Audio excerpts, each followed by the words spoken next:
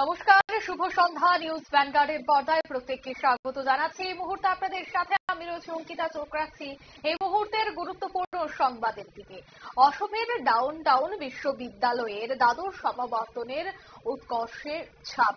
অসম down বিশ্ববিদ্যালয়ের দ্বাদশ সমাবর্তনে গৌরবময় আবহে সম্পন্ন।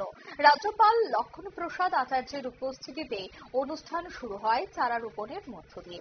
রাজ্যপালের হাতে পদ্মশ্রী ডক্টর রণদীপ গোয়ালিয়াকে ডিএসসি এবং পীতাম্বরম দেব গোস্বামীকে ডিলিট ডিগ্রি প্রদান করা হয়। স্নাতকোত্তর এবং পিএইচডি ডিগ্রি প্রাপকদের সম্মাননা।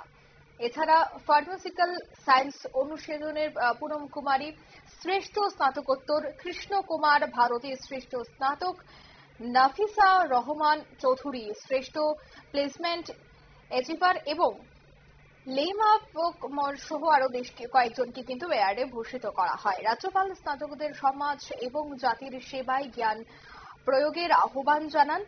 এছাড়া দেখা যায় যে এদিনের এই অনুষ্ঠানে বিশ্ববিদ্যালয়ের উৎকর্ষ সাধন এবং ভবিষ্যৎ নেতা গড়ার অঙ্গীকারকে আরও দৃঢ় করে। নিয়ে নিচে ছোট্ট একটি বিজ্ঞাপন বিরতি, সঙ্গে থাকুন।